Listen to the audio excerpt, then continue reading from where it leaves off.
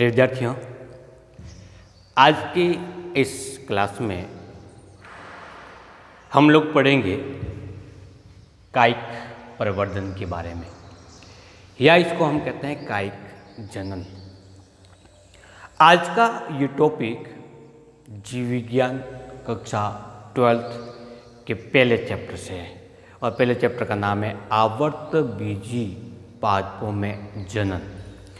इससे पहले हमने इसकी पूर्व की क्लास में क्या पढ़ा था उसके बारे में थोड़ा सा रिवीजन कर लेते हैं। हमने डिस्कस किया था कि जनन क्या होता है, पुष्पीय पादप या आवर्तबीजी किसको कहा जाता है, जनन का महत्व क्या होता है और आवर्तबीजी पादपों में कितने प्रकार का जनन पाया जाता है। तो कितने प्रकार का जनन पाया जाता है? जनन दो प्रकार का पाया जाता है, ऐसा हमने पढ़ा था। एक तो होता है अलैंगिक और दूसरा होता है लैंगिक।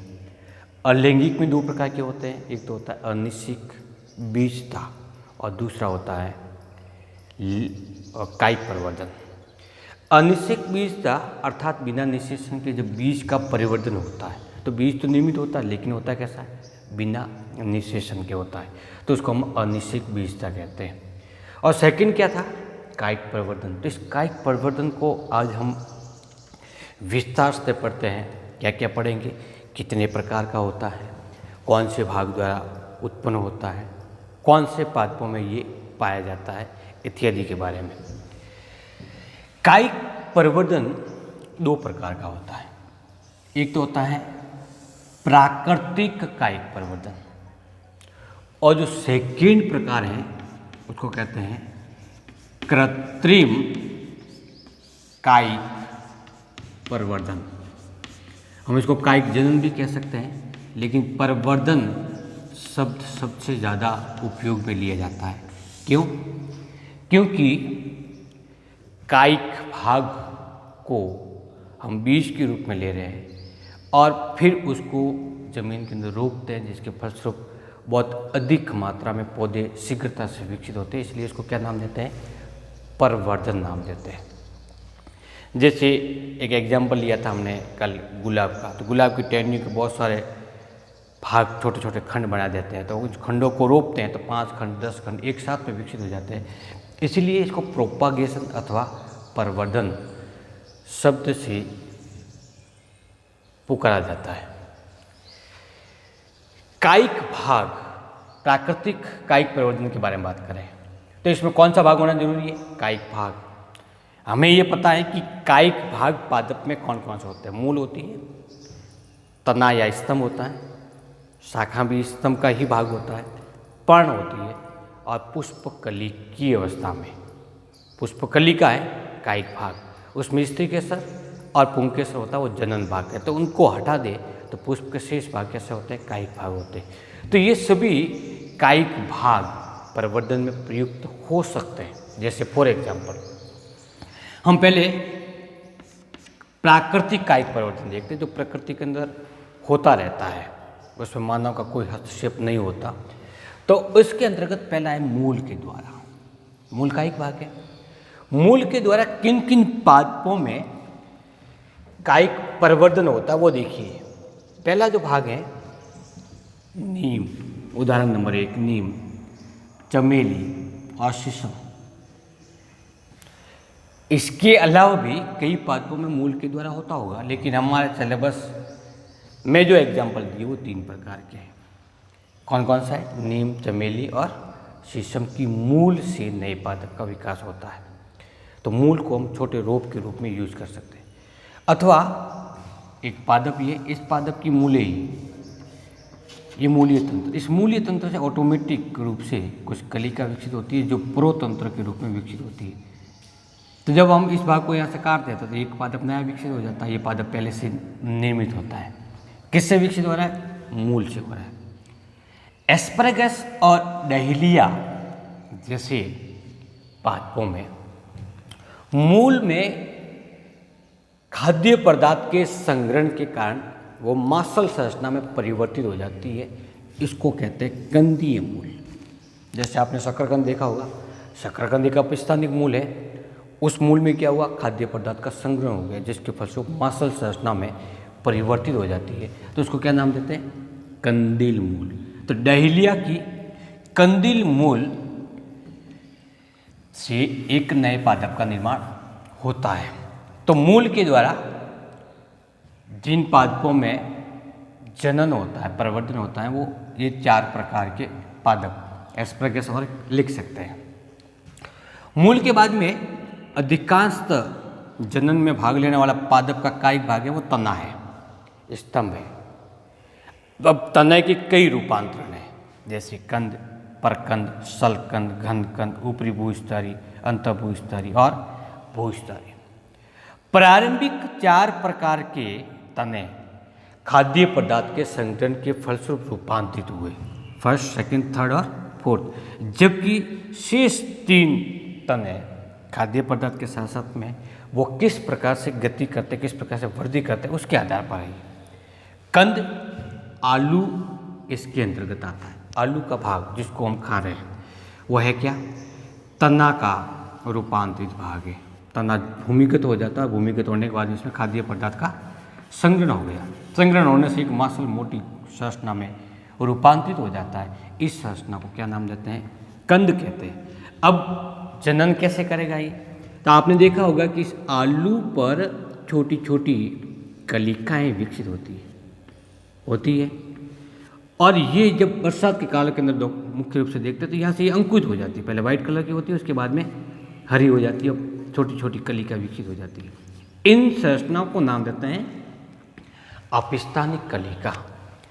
हम क्या करते हैं कि आलू को काटते हैं, ऐसे काट करके अपिस्तानिक कलिकाओं को पृथक करते हैं और फिर इन कलिकाओं को रोपते हैं और जिससे एक नए पादप का निर्माण हो जाता है।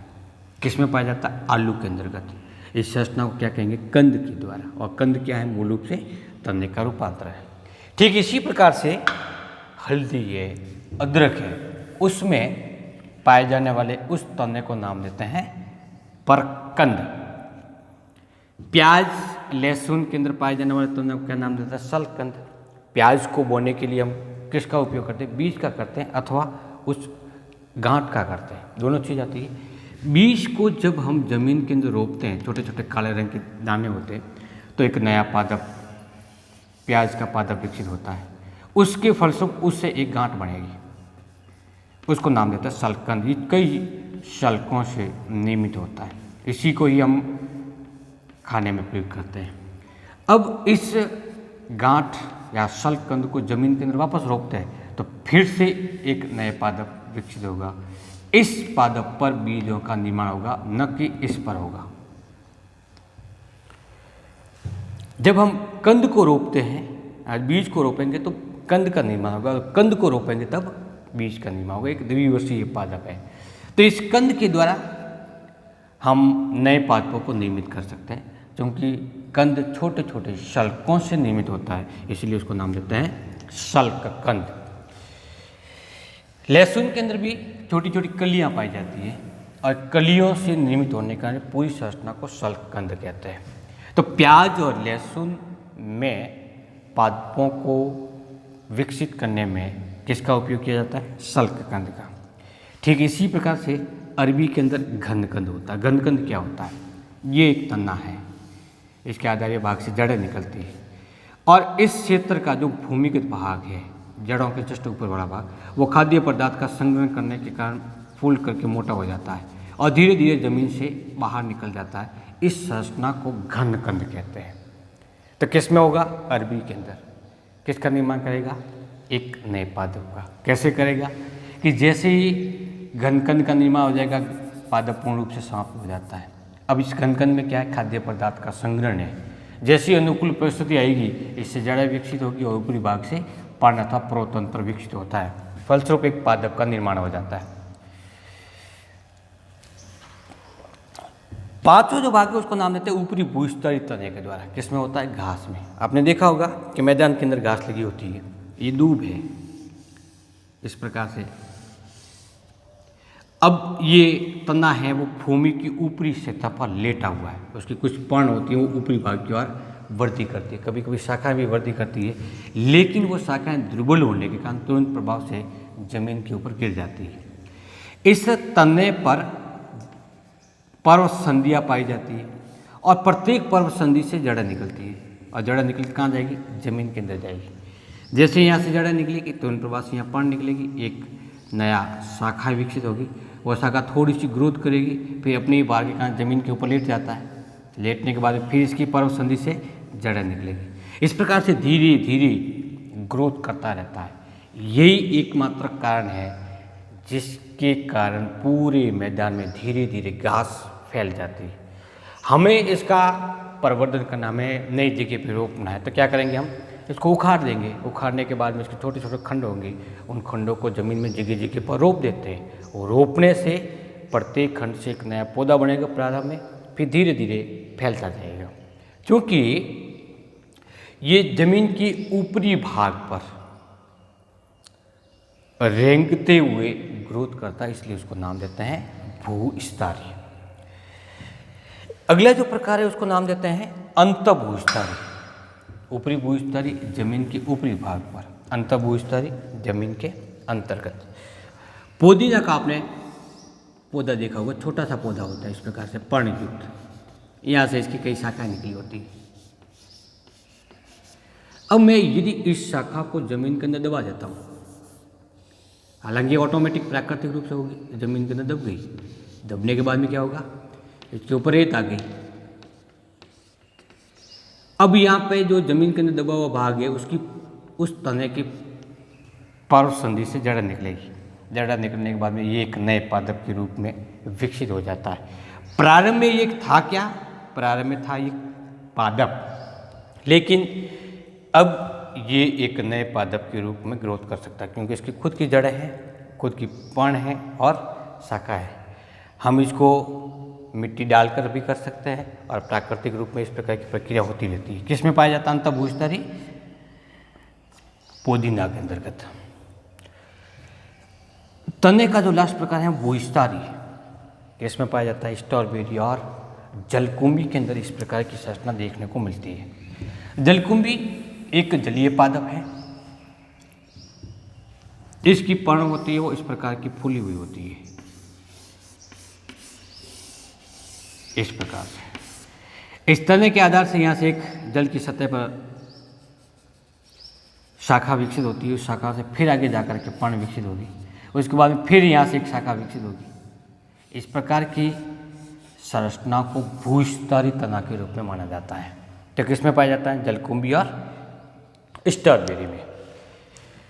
इस प्रकार से कुल 7 प्रकार जो तने के रूपांतरित भाग होते हैं वो नए पादप को निर्मित कर सकते हैं, इसीलिए इसको कायिक प्रवर्धन के संदर्भ में पढ़ा जाता है। तने के अंतर्गत खाद्य पदार्थ का संग्रहण इसीलिए होता है क्योंकि वो पादप के जनन अंग के रूप में कार्य करता है, लेकिन हम उसके अंदर पाए जाने वाले खाद्य पदार्थ का उपयोग खाद्य पदार्थ के रूप में करते हैं।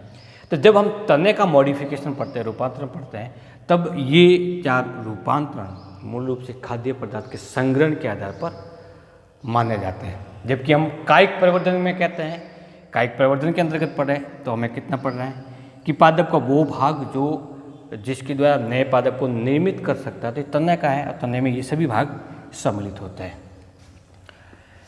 तने के बाद में पर्ण के द्वारा पढ़ा होगा आपने छोटी क्लास में, ब्रायोफिलम या पत्रचट्टा, क्या नाम देते हैं, या तो उसको नाम देते हैं ब्रायोफिलम या फिर उसको नाम देते हैं पत्रचट्टा के नाम से जाना जाता है। एक ही नाम है, ब्रायोफिलम इंग्लिश का नाम है, पत्रचट्टा हिंदी में कहते हैं। इस पादप की पर्ण होती है इस प्रकार की मोटी पर्ण होती है, इसके मध्य भाग से शिराएँ निकलती है, इसको हम नाम देते हैं मध्य शिरा, और मध्य शिराओं से फिर छोटी छोटी शिरिकाएँ फिर निकलती है।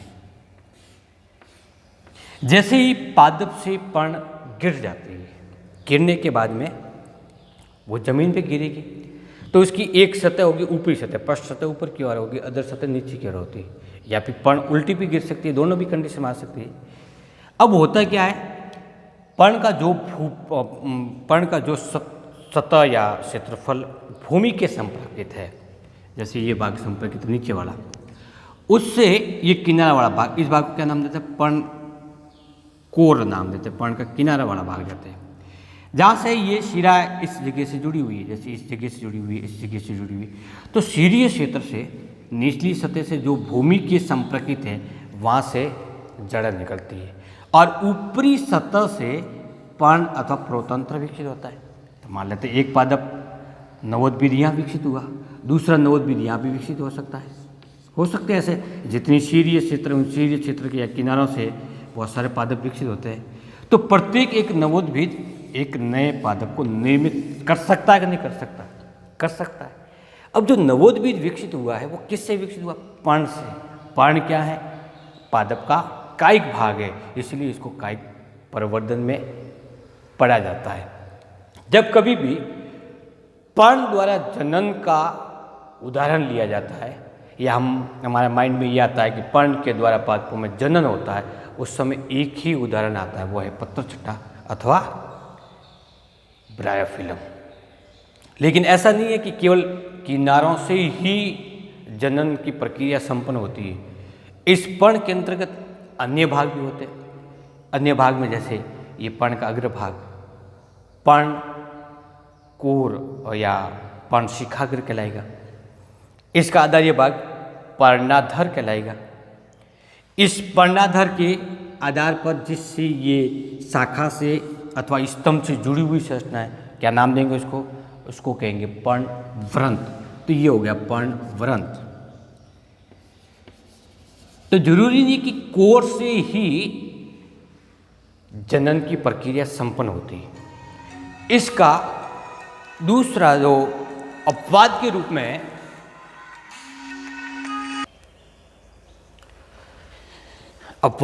कह सकते हैं या फिर दूसरा एग्जांपल कह सकते हैं, वो बिगोनिया है। बिगोनियम क्या होता है? पर्णव्रंत और पर्ण के पर्ण शिराओं से जो किनारों पे शिरा स्थित, जिस प्रकार से ब्रायोफिलम के अंतर्गत जनन की प्रक्रिया संपन्न होती है, ठीक इसी प्रकार से बिगोनिया में पर्ण शिराओं के किनारों के साथ साथ में पर्णव्रंत से भी नए पादप का निर्माण होता है। तो जब पर्ण के द्वारा जनन अथवा कायिक प्रवर्धन का उदाहरण देना है तो पहले हम पत्रचट्टा का देते हैं और उसके बाद में बिगोनिया का देते हैं। क्योंकि छोटी क्लास से 10th तक 11th तक पर्ण द्वारा जनन में पत्रचट्टा का उदाहरण आता है, इसलिए 12th में इस उदाहरण को कम ही पूछा जाता है, क्योंकि पहले छोटी क्लास में बहुत बार पूछा जा चुका होता है। इसलिए पर्ण के द्वारा जब पूछा जाता है तो बिगोनिया का पूछा जाता है। और प्रश्न भी क्या पूछेंगे? बिगोनिया में कायिक प्रवर्धन पादप के किस भाग से होता है? तो किस भाग से होगा? पहले पर्णव्रंत लिखेंगे, उसके बाद में लिखेंगे पर्ण शिराओं के किनारे से। पर्ण के बाद में पुष्पीय संरचना भी कभी कभी जनन अंग के रूप में प्रयुक्त होती है। तो जननांगों द्वारा कायिक प्रवर्धन पढ़ते हैं। जननांगों द्वारा कायिक प्रवर्धन, इस प्रकार का कायिक प्रवर्धन पाया जाता है रामबास और रतालू में। कितने हुए? 2। रामबास और रतालू, 2 प्रकार के पादपों में। होता क्या ये? जैसे ही जनन की प्रक्रिया संपन्न होती है तो पादप में सबसे पहले पुष्प कलिका विकसित होती है और पुष्प विकसित होता है। इस पुष्प में बाह्यदल पाए जाते हैं, दल पाए जाते हैं। इसकी विस्तार से संरचना हम लैंगिक जनन के संदर्भ में पढ़ेंगे। तो होता क्या है कि जनन अंग के रूप में पुष्प कलिका विकसित हो गई, लेकिन किसी कारणवश वो पुष्प कलिका पुष्प में परिवर्तित नहीं होती है, बल्कि इनके विभिन्न भागों में खाद्य पदार्थ का संग्रहण हो जाने के कारण ये पुष्प कलिका एक मासल संरचना में परिवर्तित हो जाती है। उस मासल संरचना को पत्र परकलिका नाम देते हैं। क्या नाम देंगे? पत्र परकलिका। हुई क्या? पुष्प कलिका में खाद्य पदार्थ के संग्रहण के कारण निर्मित एक मासल संरचना पत्र परकलिका। ये पत्र परकलिका अब पुष्प नहीं बनाएगी, बल्कि क्या करेगी? ये खुद अंकुरित होकर के नए नवोद्भिद पादप का निर्माण करती है। क्योंकि इस क्रिया में जनन हुआ है बिना निषेचन के, बिना बीजाणु के, इसलिए उसको नाम क्या देंगे? कायिक नाम देंगे। लेकिन कायिक प्रवर्धन में जो भाग ले रहा है वो थी पुष्पकलिका, और ये पुष्पकलिका आगे जाकर के पुष्प का निर्माण करती है, उससे लैंगिक जनन होता है, जननांग बनाते हैं। इसलिए हम लोग इसको पढ़ते हैं जननांगों द्वारा कायिक प्रवर्धन। किसमें पाया जाएगा? रामबास या अगेव कहते हैं इसको, और दूसरा कौन सा है? रतालु। तो इस प्रकार से आवर्तबीजी पादपों में कुल 4 प्रकार का प्राकृतिक कायिक प्रवर्धन पाया जाता है। मूल द्वारा, तने द्वारा, पर्ण द्वारा और जननांगों द्वारा। कुल कितने प्रकार का हो गया? 4 प्रकार का। इसमें से 1 नंबर का प्रश्न पूछा जाता है, कोई ज़्यादा बड़ा प्रश्न नहीं पूछा जाता है। प्रश्न कैसे पूछे जाते हैं? जैसे शीशम में पादप के किस भाग द्वारा कायिक प्रवर्धन होता है? तो किसके द्वारा होता है? मूल के द्वारा। अथवा ऐसा पूछा जाता है आलू में कायिक प्रवर्धन किसके द्वारा होता है? तने द्वारा। प्रश्न चेंज हो सकता है। रामबास या अगेव में प्रयुक्त होने वाला, कायिक प्रवर्धन में प्रयुक्त होने वाला पादप भाग कौन सा होता है? जनन अंग या पुष्प कलिका। या फिर क्या पूछेंगे? पोदीना में या अंतःभूस्थली द्वारा कायिक प्रवर्धन किन किन पादपों में होता है? 1 या 2 उदाहरण लिखिए। पोदीना। परकंद किस पादप में कायिक प्रवर्धन हेतु प्रयुक्त होता है? किसमें?